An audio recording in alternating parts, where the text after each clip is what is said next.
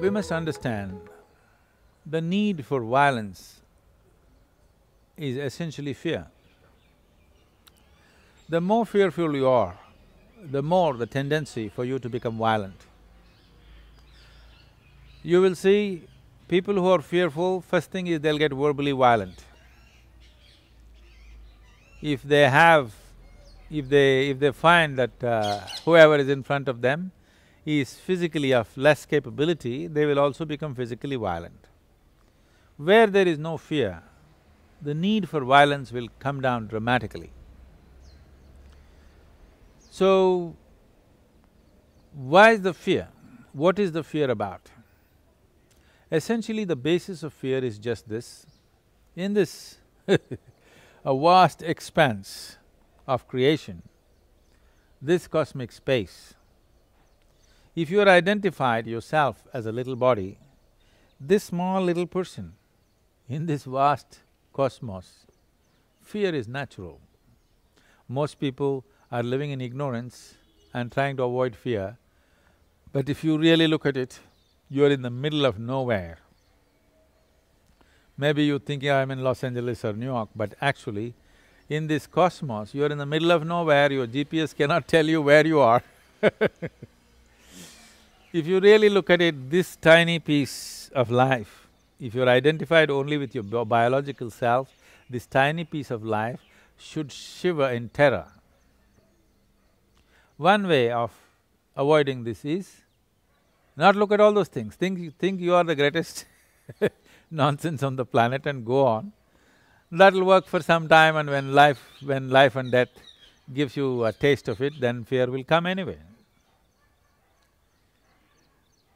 But transcending fear, what it means is, if you bring your life in such a way, if you allow your life to happen in a certain way to you, if your experience of life transcends the boundaries of your physicality, if you handle your body in such a way that your body is as competent as it can be in the physical world, and your inner experience is beyond this physicality of who you are, you will see fear will become equanimous.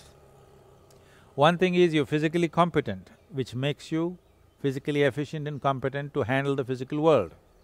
One who is physically fit walks into physical situations without much fear simply because of physical competence. This must be done right from very young age. Half the children going to school, you see, they're turning like pumpkins, drinking corn syrup. So, when you become like a pumpkin as a child, then Halloween works for you, everything is fearful.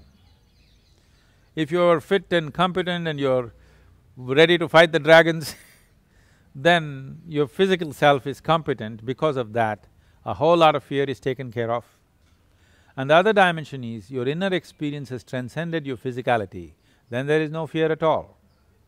Now, you have transcended violence on both levels because physical is always under threat, we need to understand this. Physical is not a permanent fixture, physical is under threat. When we say we are mortal, what it means is, physicality is under threat always, that's the nature of physicality. Physicality is not an indestructible process, physicality is a fragile process. We can make it strong, but it's still a fragile process. So if these two dimensions are handled, that physical competence of a certain caliber and an inner experience which is beyond physicality, fear is handled. If fear is handled, transcending violence naturally happens. This is what Kalari is trying to do, a discipline which brings an enormous physical competence. At the same time, there is a meditative dimension to it which is striving to bring that experience beyond physicality.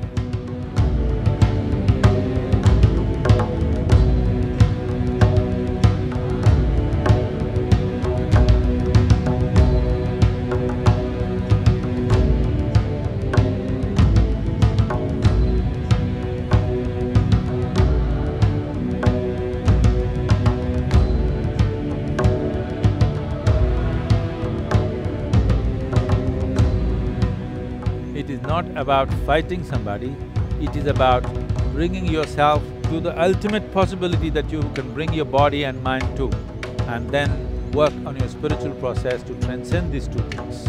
Transcendence is not an avoidance, this must be understood.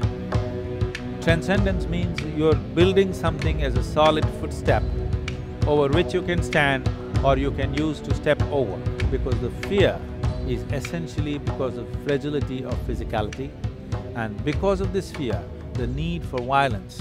Violence means just this: when my physicality is threatened, I choose to destroy your physicality. That's all violence is.